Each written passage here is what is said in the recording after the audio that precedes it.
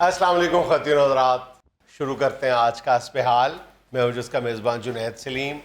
नाज़रीन, आज मेरे सामने तशरीफ़ रखते हैं क्लासिकी मौसीकी के दो बहुत ही मोतबर नाम, जिनके हाथ में पकड़े हुए इस सितार में गालिबन जाले लग चुके हैं और उनका गिला ये है कि माशरा उनको कदर की निगाह से अब नहीं देखता। और मेरे बाएं हाथ मौजूद हैं फोक मौसीकी की दो खूबसूरत आवाजें और उनके साथ इंग्लिश ब्रीड। हे, मेरे ख्यालों पे छाई है एक सूरत मतवाली सी, नाजुक सी शर्मीली सी, मासूम सी भोली भाली सी, रहती है वो दूर कहीं, अता पता मालूम नहीं। कोको कोरीना, कोको कोरीना, कोको कोरीना, कोको कोरीना। क्यों जी, माँ सिवाय चीखो पुकार के आपकी समात ने कुछ महसूस किया? देखिए उस्ताद मोहतरम, आप इसको चीखो पुकार कह रहे हैं ना, हमारी एज ग्रुप के लड़के तो बहुत पसंद करते हैं। Thank you. मैं माफी चाहता हूँ, आपकी एज ग्रुप के जो लोग हैं। उस्ताद मोहतरम देखिए, बात का रुख उधर ही रखिएगा, इस तरफ ना आइएगा प्लीज। नहीं, कुछ कहने तो दीजिए। आपकी जो एज ग्रुप के लोग हैं वो तो सिर्फ पीपल के नीचे बैठ के हीर सुना करते थे। रही बात नौजवानों की, तो नौजवान भी जो कूड़ किस्म के होते हैं, जिनको मौसीकी की अलफ बे का भी नहीं पता, वो ना जाने किस तरह इनको बर्दाश्त करते हैं। एक्सक्यूज मी सर, जिनको आप कूड़ कह रहे हैं, 2 किनाल की कोठी है मेरी। ओ पुत्र, तेरी 2 कनाल दी कोठी है तो मैं की करा? मैं हले सवेरे एक 8 कनाल दे प्लाट च बकरी चरदी वेखी है। जानवर जानवर ही होता है, बेशक 2 कनाल में हो या 8 कनाल में हो।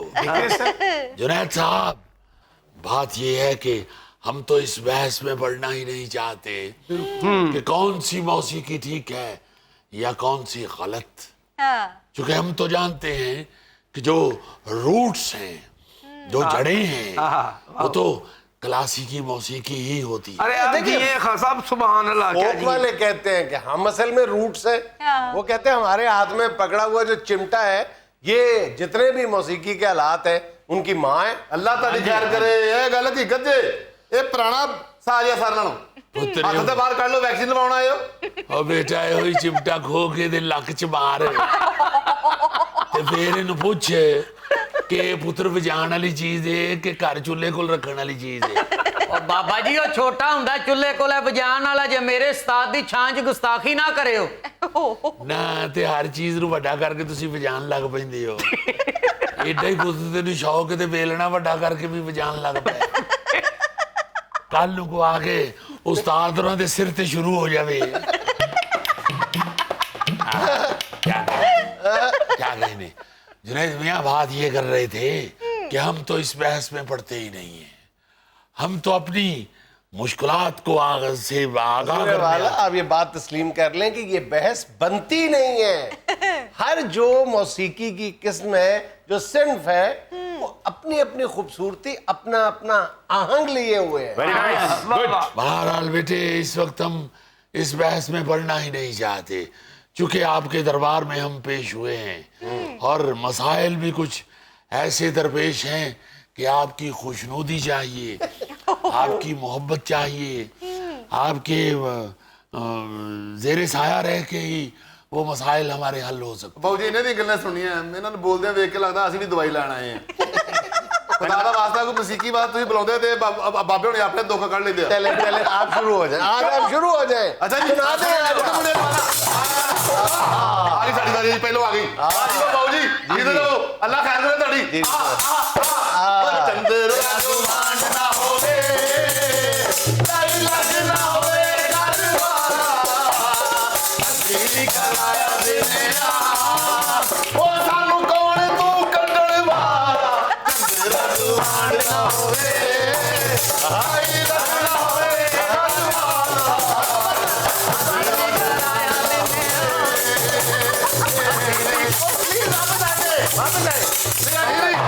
बाबा जी को घर छड़ के ना करे यार, बाबा जी सजती है? ओ बाबा जी तू क्यों घर छड़ गया ना पुत्र ए चिमटा के रक्षा है तेरे को ले ओ जाने मगरो ला जा मगरों लाया बाबा तू रेड़ा है, मगरों लाया तशरीफ लाए ना आप कौन देगा किसी को कौन देते बाबू जी? नहीं, नहीं, अच्छा आप थोड़ा सा ना ये चिमटा बजाते हुए ख्याल रखा करें कि अपने शागिर्द की तरफ इसका मुंह ना किया करें, खुदा न खासा किसी दिन इसका मुंह चिमटे में आ गया ना तो इसका हाल वो होना है जो 5 पैसे का सिक्का पटड़ी पे नहीं रख देते तो ट्रेन गुजर जाती थी, वैसा हो जाना इसका मुंह उसका। ओ पुत्र भैया पढ़े लिखे लोग लंबी जुगत करते भैया। बेटे अगर यही कुछ होना है तो फिर हमें इजाजत दे दी। नहीं आप फरमाए ना, आप मौसीकी की बात कर रहे थे, आपको ये मौसीकी गवारा क्यों नहीं है? बेटा मौसीकी हो तो गवारा हो ना, मौसीकी तो है ही नहीं, सिर्फ शोर शराबा है ये। देखिए अल्लाह के फजल से फोक तो तोफैल नियाजी साहब ने भी गाया है, मगर लय सुर का और राग का ख्याल रखा। अरे आप दिए खासा सुभान अल्लाह, क्या बात सिर्फ है। चीखो पुकार तो हम डाइजेस्ट नहीं कर सकते ना। हाँ साहब तानू लगदी है चीको पुकार, मेरे उस्ताद ने चीको पुकार तो 7 कनाल दी कोठी बना ली है। ओ पुत्र ओ कूड़ा ओए बिलावल ओ 100 कनाल दा जरदारी चिमटा बजांदा है, कैसे कूड़ हो तुम? गल्ला ही सीखी है तुहां, गाना भी सीख लेना कितों। देखिए जुनैद मियां बात ये है कि हम तो जो अपनी बात करने आए हैं वो अगर आप सुनना चाहते हैं तो हम जी सुनाएंगे। फरमाइए बताइए। उस्ताद मोहतरम को गैस्ट्रो हो गया है।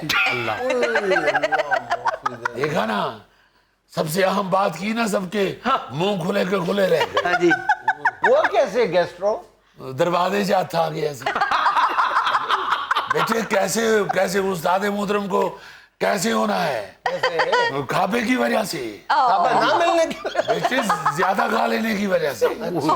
लोग खुश खुराक होते हैं ना, उस्ताद मोहतरम खुद कुछ खुराक है। इन्होंने खुराक की वजह से अपना मैदा तबाह बर्बाद कर दिया है। अब बात कहने वाली ये है, जब उस्ताद जी को गैस्ट्रो हुआ तो थाने इतला दी थी जी? तो थाने का लिए इतला देनी है, हाथों को तेरे लिए। उस्ताद बाती जी पाट गया तो की बनेगा है? नहीं, वो दोनों को, उस्ताद जी को भी गैस्ट्रो हुआ, उनके सितार को भी हुआ। अब बात ये है बेटा कि गैस हो गया तो डॉक्टर के पास गए थे, उसी ने बताया गैस हो गया है। अच्छा, तो फिर इलाज मुआवजे के लिए उसने 25,000 मांग लिए थे। अब कोई पैसों का तकाजा नहीं कर रहे। जाहिर है मैंने देने भी नहीं। हाँ, नहीं, वो तो शक्ल से नजर आ रहा है कूड़ हो। इतना चिट्टा पुत्र कूड़ ही हो सकता है। बात समझने वाली है यार, अगर समझ जाओ तो। नहीं, बेहतियाती उन्होंने खुद की है, खाया पिया उन्होंने है, गैस्ट्रो उनको हुआ है, पैसे मैं क्यों दूं? बेटे वो आपको भी हो सकता है। ये आप मुझे बददुआ दे रहे? बददुआ नहीं दे रहे बेटा, समझाने की कोशिश कर रहे हैं कि किसी दूसरे को हो तो उसकी मदद करनी चाहिए, वरना खुद को भी हो जाता है। एक गैस्ट्रो और एक टाइफाइड किसी वक्त भी हो जाता है, इसका पता नहीं चलता और लेट पता चलता है। इसलिए बेटे तकाजा नहीं कर रहे, इत्तला दे रहे हैं कि उस्ताद मोहतरम को गैस्ट्रो हो गया और ये मुल्क का सरमाया है और इस हुकूमत का तो माटो है सरमाया सेव करना। नहीं, वो ठीक है, मुझे बताएं बाकियों का तो हेल्थ कार्ड बनता है ना, इनका हेल्थ चार्ट बना हुआ, हेल्थ चार्ट बना हुआ है आपका। अब बातें करोगे या सासा बचाओगे? और बेटे ये हमारा तो कुल असासा यही है, हमारा सरमाया है, इनको बचा लो बेटे। हाँ, हम तकाजा नहीं कर रहे। तो आप अपना गुर्दा बेच के बचा ले, मैं, हमारा क्या ताल्लुक है? आपके उस्ताद है, आपका फर्ज बनता है उनको बचाना। आपका सासा तो शो करें। अगर आपने इसी तरह इस असासे का हंसी मजाक और ठट्ठा ही लगाना है तो फिर हम कुदरत का लिखा कबूल कर लेते हैं। ठीक है फिर इसी तरह ही ठीक है। ਇਹੋ ਜਿਹਾ ਅਸਾਸਾ ਹੁੰਦਾ ਨਾ ਜਿਹਦੇ ਮੁਤਲਕ ਅਮਰੀਕਾ ਤੋਂ ਹੀ ਬੱਚੇ ਕਹਿ ਦਿੰਦੇ ਨੇ ਗਰੀਬਾਂ 'ਚ ਵੰਡ ਦਿਓ, ਸਾਨੂੰ ਨਹੀਂ ਚਾਹੀਦਾ। ਤੇ ਜਿੰਨੀ ਸਾਡੀ ਅਮਰੀਕਾ ਤੋਂ ਇੱਥੇ ਆਉਣ ਦੀ ਟਿਕਟ ਲੱਗਣੀ ਉਹਨੇ ਦਾ ਕੋਈ ਅਸਾਸਾ नहीं। खुदा का नाम ले, हमसे पूछ के देखें उनकी कदर कीमत कितनी है। देखिए आए हैं ना डगर पे। हाँ, उनके एक साज पे लाखों रुपए कुर्बान। आपके भाई कहाँ से लाखों आएंगे? अरे भाई अभी हमने तो पान की दुकान वाले का 8,000 रुपया देना है। ये ना याशियां देखें, यानी आपकी जेब में पैसे नहीं है और 8,000 के पान दाड़ गए। ये 1.5 साल का बिल है। अभी आते हुए हमने उससे कहा कि 2 पान बांध दीजिए, चैनल से होके आते हैं तो आपको आपका बिल अदा कर देंगे। उसने गुस्से में वो जिस छन्ने में पान भिगोए होते हैं उसमें से पानी निकाल के तो हमारे ऊपर फेंक दिया। तो चैनल से वापसी पे गए, चैनल पे एटीएम लगी हुई है। बेटे हम तो आपको अपना जहांगीर तरीन ही समझते हैं। वाह बाबू जी इन्होंने जेब 'ਚ पैसे होण भी ना फिर भी उधारे लेंदे ने।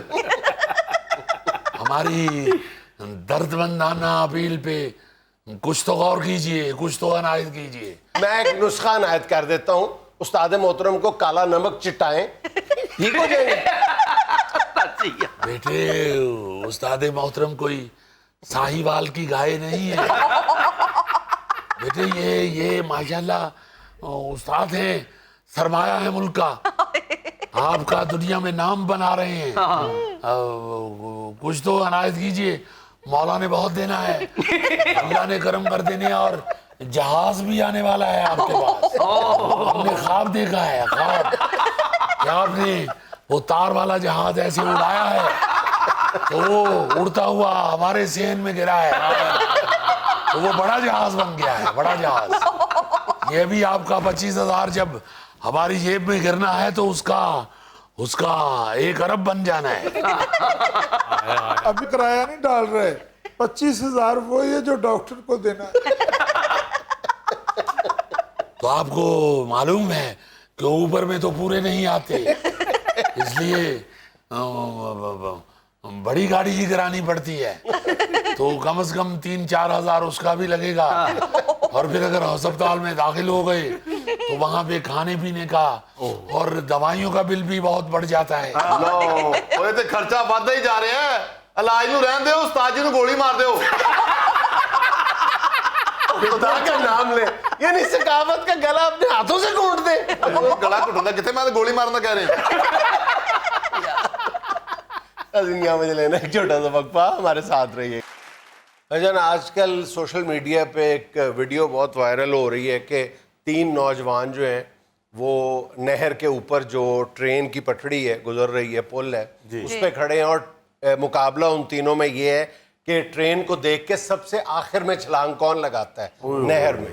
यानी साफ पता चलता है कि ये लोग शायद शरारत नहीं कर रहे, खुदकुशी की नीयत से घर से आए हुए हैं, मौत के साथ और मजाक कर रहे हैं। बिल्कुल मौत के साथ मजाक कर रहे हैं। बेवकूफ़ी की इंतहा है, ये कौन सा एडवेंचर है। हाँ जी। अच्छा, अब प्रॉब्लम ये है कि जब भी हम ये डिस्कस करते हैं नहर पे नहाने वाला इशू जो है, यकीनन ये हमारे कल्चर का, पंजाब में ख़ास तौर पे जहाँ पे नहरों का जाल बिछा हुआ है, तो ये हमारी सकाफत का किसी ना किसी तौर पे हिस्सा रहा है। लेकिन हमें बाज़ जो हार्श फैक्ट्स हैं ना, वो भी जहन में रखने चाहिए कि वतन अजीज़ में हर साल 200 से ज़्यादा लोग जो हैं वो नहरों में नहाते हुए मौत के मुंह में चले जाते हैं। 200 से ज़्यादा लोग। अच्छा जी। तुम ये सुन के हैरान रह जाओगे कि पिछले 2 या 3 दिनों में पंजाब के 3 शहरों में, जिनमें मुजफ्फरगढ़ भी है, समड़ियाल भी है, वहाँ पे 2 बच्चों समेत 7 अफराद जो हैं वो नहर में डूबकर हलाक हो चुके हैं सिर्फ 2-3 दिनों में। अल्लाह माफ करे, अल्लाह माफ करे। बात ये है कि ये मतलब मौत का खेल जो है ये कब तक जारी रहेगा? कब तक हम ये सुनते रहेंगे कि जनाब गरीब आदमी जो है वो गर्मी और की कहाँ शिद्दत जाए का मुकाबला गर्मी कैसे करे? जनाब यही तो हमारे पास एक रिफ्रेशमेंट रह गई है। भाई रिफ्रेशमेंट, अब जाहिर है इस बात में आप कतई तौर पे इस बात से इनकार नहीं कर सकते। इसमें मेरा ख्याल है माशरे के सारे लोगों को मिलजुल के कोई किरदार अदा करना होगा। अब सवाल ये पैदा होता है कि क्या किरदार अदा किया जाए? भाई वही किरदार अदा किया जाए जो बाकी दुनिया में करते हैं। जी बिल्कुल। पूरी दुनिया में नहरों में नहाना जो है वो 1970 से पहले कोई बड़ा जुर्म नहीं था। हमारे यहाँ आपकी इतला के लिए अर्ज है कि आज भी नहरों में नहाना कानूनी तौर पे कोई जुर्म नहीं है। ये जो पकड़े जाते हैं ना, जहाँ पे लिखा होता है कि नहाना सख्ती से मना है, वो दफा 144 के तहत पकड़े जाते हैं। नहरों में नहाना कोई जुर्म नहीं समझा जाता, ठीक है। 1970 में पूरी दुनिया में, यूरोप में भी नहरों में नहाना कोई जुर्म नहीं था, लेकिन 1970 के बाद से आज तक नहरों में नहाना जुर्म है और बड़ी सख्त कानूनी कार्रवाई की जाती है। अब वहां पे उन्होंने ये किया है कि अक्सर जगहों पे, खास तौर पे फ्रांस में, कनाडा में, उन्होंने नहरों के अंदर ही या नहरों की साइड्स पे उन्होंने स्विमिंग पूल बना दिए हैं और बड़े बड़े सेफ स्विमिंग पूल हैं। वहां पे आप जाके मतलब पिकनिक भी कर सकते हैं। तो हमें क्या मुसीबत पड़ी है कि हम ये काम नहीं कर सकते? नहीं, हम जितनी देर तक पुल से छलांग न लगाए हमें सुकून नहीं आता। देखो ना, अक्सर नौजवान ये नहीं, मैं तो बड़ा अच्छा तैराक हूँ। वो जो डूबता है वो अच्छा तैराक ही होता है यार। और फिर आपको पता नहीं है नहर के अंदर कोई पीछे से कोई चीज ऐसी आ रही हो, आप सीधा इतनी इतनी ऊंचाई से जंप कर रहे हैं, सिर के बल जा रहे हैं, सर जाके आपको किसी चीज को लग जाए, आपका सर। हमारे यार गुजरांवाला में एक हमारे बड़े प्यारे भाई थे, रहीम बेग साहब जी, वो अपने घर के स्विमिंग पूल में उन्होंने डाई लगाई है सर के बल। उनको पता नहीं था स्विमिंग पूल में किसी बच्चे ने या किसी ने बाल्टी फेंकी हुई। वो बाल्टी उल्टी पड़ी हुई थी और उसका वो जो थल्ला जिसे हम कहते हैं, वो रिंग सा, वो छुरी होती है, हाँ, वो उनके सर को लगा और उनकी दोनों आंखें जाया हो गई। अच्छा, ये तो एक हादसा हुआ ना कि उसमें बाल्टी गलती से किसी ने फेंक दी या गिर गई होगी, लेकिन स्विमिंग पूल के बारे में आपको पता होता है कि यहाँ पे कितनी इसकी गहराई है, ठीक है ना। लेकिन नहरों के बारे में आम तौर पे लोगों को, बच्चों को कोई अंदाजा नहीं होता कि यहाँ पे ये कितना गहरा है। कई औकात दिन में ऐसे होते हैं जब पानी का बहाव बहुत तेज होता है और बाज़ जगह पे पानी की गहराई कम होने की वजह से सर किसी पत्थर से टकराने से मौत वाक़ई हो जाती है। बहुत ज्यादा ऊंचाई से जब छलांग लगाते हैं तो उसी पुल का जो आगे बड़ा होता है, जो पत्थर आगे बड़ा होता है, उस पर टकरा के मौत वाक़ई हो जाती है। 20 तरीके ट्रेन के नीचे आने से, ये जो वीडियो हमने देखी है अभी, इस तरह मौत वाक़ई हो जाती है। और फिर एक दूसरे के साथ मुकाबला करते हैं कि जी कौन ज्यादा देर पानी में रहता है। पता चलता है कि बाहर ही नहीं आया, वो समझता है बड़ा लंबा सांसता है, अभी तक नहीं आया। सर जी बड़े जालिम लोग हैं, हम सारी चीजें सही भी कर लें तो गोगे जैसे बच्चों को गोते दे दे के मार देते हैं। वाकई ये शरारतें कर रहे होते हैं, एक दूसरे को गोते भी दे रहे होते हैं, ये सारे मिलके किसी एक को पकड़ के उसको डुबो रहे हैं। और फिर पाकिस्तान में हर नहर के बारे में एक जुमला मशहूर है, यार ये नहर हर साल एक बंदा लेती है, यार ये नहर हर साल 2 बंदे लेती है। जैसे गोगे की चाय है ना, वो हर 1.5 मिनट बाद एक बिस्किट लेती है। मेरा मतलब है 1, 2, 3 हादसे हर साल वाकई हर नहर पे होते हैं। और उसके बाद हमें गांव में एक इस तरह की कोई एक बात मशहूर हो जाती है, जी ये नहर हर साल बंदा लेती है, यानी अपनी गलती नहर पे डाल दो। और इसको मेरा ख्याल है कि गवर्नमेंट की तरफ से कोई अच्छा कानून बन जाना चाहिए, कानून बनना चाहिए। और अगर गवर्नमेंट समझती है कि हम इनको ना रोकें तो फिर वही स्विमिंग पूल बनाएं। और हर नहर के ऊपर आपको पता है कि किस किस जगह पे लोग नहाने आते हैं, वहां आप फिर चंद पैसे लगा के, चंद पैसे ही लगने हैं। अच्छा, मैं तो बल्कि ये तजवीज़ भी पेश करना चाहता हूँ कि ये अभी तो प्राइवेट स्विमिंग पूल्स बहुत ज़्यादा छोटे शहरों में भी, बड़े शहरों में भी बन गए हुए हैं, लेकिन उनकी मेंटेनेंस पर बहुत ज़्यादा तवज्जो नहीं दी जाती। लेकिन बड़ा अच्छा बिजनेस है। जिन लोगों के पास शहर के अंदर या शहर से थोड़ा बाहर कोई खाली जगह पड़ी हुई है तो वो प्राइवेट स्विमिंग पूल बनाए, वो अच्छी खासी वो आमदन हासिल कर सकते हैं। देखिए आपके साल में 7-8 महीने तो गर्मी रहती है, नहाने का मौसम रहता है। तो अब यहाँ पर प्रॉब्लम ये है कि बड़े शहरों में जो है वो बड़े बड़े जो फार्म हाउसेज हैं वहां पे पूल्स मिलते हैं, लेकिन उनमें से ज्यादातर की जो शोहरत है वो अच्छी नहीं होती, वो पार्टी कल्चर पाया जाता है। लेकिन मैंने खुद देखा है लाहौर शहर में कई लोगों ने फैमिलीज के लिए बड़े अच्छे इस तरह के स्पॉट्स बनाए हैं और वो अच्छे भले पैसे बना रहे हैं। तो करना चाहिए, इस तरफ इन्वेस्टमेंट की जाए। अगर हुकूमत नहीं कर रही तो लोग इस तरफ इन्वेस्टमेंट करें, लेकिन उनकी मेंटेनेंस का ख्याल रखा जाए। अब नहर के पानी में तो हम ये भी भूल जाते हैं कि वहीं पे भैंसें ना आ रही होती हैं, वहीं पे इंसान ना आ रहे होते हैं, ऊपर से ये कोरोना की वबा आ गई है। कोरोना के फैलाव का एक बड़ा जरिया जो है वो अब नहरों में नहाना भी है। ये डीसी लाहौर ने जो पाबंदी लगाई है, उन्होंने यही कहा है कि ये कोरोना के बायस हम पाबंदी लगा रहे हैं। जी जी जी जी, इस तरह के कोई भी बंदोबस्त हो सकते हैं। अगर वाकई जो माड़ा आदमी है वो बेचारा एसी नहीं लगा सकता या गर्मी बर्दाश्त नहीं करता और वो बाहर नहाने के लिए निकल आता है, तो वो वाकई कोई इस तरह के स्विमिंग पूल हाउस वगैरह बन जाए तो वो अच्छा है। या ये बड़ी अच्छी तजवीज़ है, मैंने भी खुद देखा हुआ है। समंदर के किनारे पे भी हाउस बना हुआ मैंने देखा हुआ है अमेरिका के अंदर।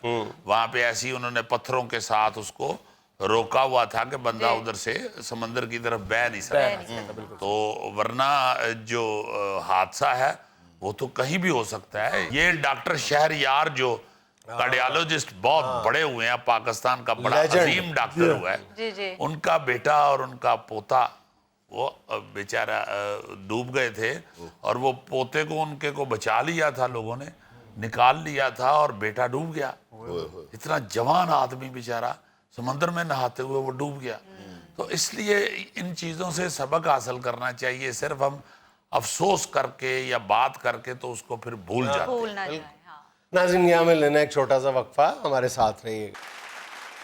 नाज़रीन, दुनिया भर में अब ये आगाही बच्चों तक पहुंच चुकी है कि इमरजेंसी कॉल्स पर फेक कॉल करना, प्रैंक कॉल करना या गलत कॉल करना मजाक नहीं बल्कि इंसानियत के साथ, जिंदगी के साथ मजाक है। लेकिन हमारे यहाँ आज भी वही पुराना वतीरा के फायर ब्रिगेड पे कॉल करके चंद लम्हों की लज्जत हासिल कर लेते हैं। आज हमारे शो में दो ऐसे नौजवान बैठे हैं जिन पर इसी नौइयत के इल्जामात हैं।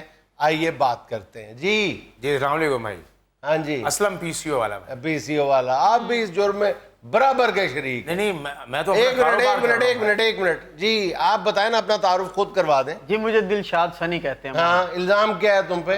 ये इल्जाम तो नहीं बॉस, बस कभी कभी वो अनजाने से नंबर मिल गया तो वो कहते हैं कि ये कॉल तूने ही की है। क्यों करते हो? यार मैं हैरान हूं कि पूरी दुनिया में अब इसको इंतहाई सीरियस लिया जाता है। कहीं एक्सीडेंट हो जाता है या कहीं आग लग जाती है या कहीं झगड़ा को ऐसा हो जाए या कोई किसी किस्म का भी एक्सीडेंट हो जाए, लोग बाहर के ममालिक में और ख़ास तौर पे यूरोप में और अमेरिका में लोग इतनी जिम्मेदारी का मुजाहरा करते हैं कि भाई ये एक जान का खतरा है। और हमारे यहाँ पता है क्या हालत है? क्या सर? तमाम अजला में 94% इमरजेंसी कॉल्स जाली होती हैं। 94%। 100 में से सिर्फ 6 कॉल्स ओरिजिनल होती हैं। देखो ना जरा, हम उधर ही खड़े हैं, आज तक उधर ही खड़े हैं। भाई अजाब बन जाता है बाकी लोगों के लिए भी बाहर के ममालिक में, अगर एक को जान का खतरा हो जाए, एक इंसान को, हाँ जी, सारे उसकी हेल्प के लिए खड़े हो जाते हैं और सीरियस। यहाँ पे ये मजाक ही नहीं खत्म हो रहा है। इमरजेंसी नंबर्स जो हैं ये फेक कॉलों की वजह से ही बिजी होते हैं। फिर जो असली कहीं पे अगर सचमुच का एक्सीडेंट हो गया है या कोई इमरजेंसी है तो वो लोगों उनको बेचारों को नंबर ही नहीं मिल रहा होता। वो बिजी मिलता है, ऑब्वियस बात है। अब सिर्फ लाहौर शहर में 1 मिनट पहले जो तुम्हारा जिससे तुम लज्जत हासिल, मजा हासिल करते हो ना, उसके कॉन्सिक्वेंसेस देख लो। सिर्फ लाहौर शहर में 1122 पे 18 लाख कॉल्स फेक वसूल होती हैं। 18 लाख। इनको चाहिए ना कि कोई सजा तय करें, कोई ऐसी सजा हो जरूर कि लोग बाज आए, मत करें इस तरह। तुम्हें पकड़े जाने आज से से शुरू कर देते हैं सजा, इनके हाथ काट देते हैं दोनों। भाई जान, क्यों हाथ काट देते हैं? पिछले हफ्ते मैंने वो मंगवाई है एम्बुलेंस, मेरी फुफ्फो के नाखून काटते हुए वो जरा ज्यादा सी उंगली आ गई तो इस वास्ते मैंने इस दिन नाखून काटते हुए तुम्हारी गर्दन नेल कटर में आ जाए ना। कुछ शर्म करो, इस तरह की बात करते हुए तुम्हें कैमरे के सामने जरा भी हया नहीं आ रही। देखो ये एक बड़ी अहम चीज है। ये लोगों के लिए अगर कोई सहूलत गवर्नमेंट की तरफ से मुहैया की जाती है, हाँ जी, तो आप लोगों के इस तरह के छोटे छोटे मजाक जो हैं, जो इस तरह की शरारतें हैं, उससे एक बहुत बड़ा और बड़ा अहम सिस्टम खराब हो जाता है। अपने किसी दोस्त को तंग करने के लिए उसके घर का एड्रेस दे देते हैं, 15 पे कॉल करते हैं कि जनाब हमारे घर में डकैती हो गई। अच्छा, पीसीओ थे जो मखसूस, वो तो अब बिल्कुल खत्म ही हो गए हैं ना। अब तो ये दुकानों शुकानों पे कुछ ऐसे लोग दुकानदार हैं जिन्होंने सहूलत दी हुई है, हाँ जी। वो अपने दूसरे काम की तरफ ही तवज्जो देते हैं। कॉल करने वाले के तो पैसे पकड़ के गले में फेंक दें। इस्लामाबाद पुलिस को यौमिया बुनियादों पे 2700 जाली कॉल्स मौसूल होती हैं। पूरी कौम के लिए कितनी शर्मनाक बात है कि कैपिटल जो है मुल्क का जो कैपिटल है, जो शहर, उसमें 2700 कॉलें रोज मजाक के तौर पे की जाती हैं पुलिस इमरजेंसी। पहले सहूलत होती नहीं तो रोते हैं कि ये नहीं है, जब सहूलत हो जाती है फिर मजाक करते हैं आप लोग। देखा जाए तो ये सहूलतें बहुत आम हैं आज दौर हाँ जी। जदीद में। आप 15 पे कॉल करते हैं, 5 मिनट में पुलिस आ जाती है। 1122 पे कॉल करते हैं, इमरजेंसी सर्विसेज मिल जाती है। खुदा के लिए सोचे तो सही कि आप कितनी बड़ी जो सहूलत है उसको बर्बाद कर रहे हैं। बिल्कुल। और फिर ये भी नहीं सोचते, अपनी तरफ से सोचते थे इसका क्या है, ये तो एक शरारत है। अल्लाह माफ करे, अल्लाह पाक सबको माफी दे दे। ये अगले जहान में भी इसकी मेरा ख्याल है बड़ी सख्त सजा है। आप किसी की जान को खतरा डाल देते हैं या किसी की जान गंवा देते हैं आप अपनी शरारत करके। हाँ जी। आपकी वजह से अगर फोन बिजी है तो कहीं सचमुच इमरजेंसी हो गई है, उसका फोन नहीं मिल रहा, वो वहां पे कोई बंदा जान दे देता है, तो वो तो जिम्मेदारी आपकी आप गर्दन पे पे है। है। ये भाई साहब की पेंट को आग लगाई जाए और ना पहुंचे वो फायर ब्रिगेड तो क्या बने फिर है? ਇਹ ਭਾਈ ਸਾਹਿਬ ਨੇ ਕਿਹੜਾ ਇੱਥੇ ਬਹਿ ਰਹਿਣਾ, ਇਹਨਾਂ ਦੇ ਪਹੁੰਚਿਆਂ ਨੂੰ ਅੱਗ ਲਾਓਗੇ ਤੇ ਉੱਡ ਜਾਣਗੇ। नहीं यार, इतनी सी तो इसकी पैंट है, इधर पंचे को आग लगी, अगले लम्हे में पूरी पैंट गई, बंदा गया। और माशाल्लाह निकरां वाली दुकान तो पैंट लेंदा है। सर जी मेरा दोस्त काशिफ, उसने घर में मुर्गियां रखी हुई हैं, उनका चूजा बिल्ली उठा के ले गई थी, तो क्या मैं पुलिस को फोन ना करूं? बिल्ली किसी दिन तुम्हें उठा के ले जाए ना तो बिल्ली पुलिस को फोन करे कि जी फ्रॉड दा केस करो, ये मैं चुके बच्चा खाता है, मेरा कुछ भी नहीं बनया। और इसको किसी दिन बिल्ली ने ले भी जाना है, वही हिसाब होना है, शेर आया किसी दिन ये बिल्ली के मुंह में होगा और 15 वाले फोन नहीं उठा रहे हैं। ओ भाई कोई हमें भी तो बताएं कि हम क्या करें। अगर कोई कॉल कर रहा हो तो उसके पास खड़े हो तो वो कहता है जी मैं प्राइवेट बात कर रहा हूँ, आप जरा दूर जाके खड़े हो। नहीं तो तुम उनको कहा करो ना कि यार मैं तो निक्का जिहा बाल है, मेरे अगे का दी प्राइवेसी है। मेरे निक्के निक्के 6 बच्चे हैं भाई साहब, 60 साल की उम्र अच्छा है। वो तेरे नाल भी निक्के ने। ਉਹ ਤੇਰਾ ਬੇੜਾ ਤਰ ਜਾਏ, ਦੇਖੋ ਉਹਨਾਂ ਦਾ ਚੂਚਾ ਬਿੱਲੀ ਲੈ ਗਈ ਏ ਤੇ ਇਹਨਾਂ ਦੇ ਬੱਚੇ ਫਿਰਨ ਡਏ ਨੇ ਮਾਸ਼ਾਅੱਲਾ। अब बंद करो ऐसे पीसीओ, बंद करो ऐसी जानलेवा शरारतें, वरना एक दिन ऐसा आएगा कि तुम इमरजेंसी पे कॉल करते रहोगे, तुम्हारी कोई कॉल नहीं सुनेगा। बिल्कुल ठीक बात है, वही शेर आया वाला साहब। मैं तो पहले कह चुका हूँ कि यार अगर एक सिस्टम बना हुआ है तो उसको अच्छे तरीके से इस्तेमाल करो ताकि वो बेहतर तरीके से चलता रहे। बिल्कुल। अगर तुसी शरारतें ही करो, गोगा शरारतां करन लग पैंदा हुंदा सी एवें वेड़े च, बचाओ बचाओ बचाओ। वो लोकां ने जदों इहदा बूहा खोल के अंदर आना ते इहने दाल चौल वाली परात अगे रखी होनी ते इहने कहना कि चुक लो मेरे अगों, मैनू बचाओ नहीं तो मैं सारी खा जाऊंगा। वो एक दिन बेचारा पौड़ी लगा के दीवार पे चढ़ रहा था, नीचे से पौड़ी टूट गई। अब दीवार के साथ उसको पकड़ के लटका हुआ है और शोर मचा रहा है, कोई आ ही नहीं रहा। वो जो दाल चावल सामने रख के चीखता था, वो ये नहीं, इसका छोटा बेटा चीखता था कि दाल चावल पियो को लो, बचाओ बचाओ बचाओ। सीरियसली इस चीज को अब छोड़ दो, अब तो पूरी दुनिया इतना को तो सुलझ चुकी है। आई एम सॉरी सर, आपकी बातों ने मेरी आंखें खोल दी हैं। आइंदा के बाद मैं कभी भी ऐसा मजाक नहीं करूंगा। शाबाश। जबरदस्त। नाज़रीन, यहाँ में लेना एक छोटा सा वक्फा, हमारे साथ रहिएगा।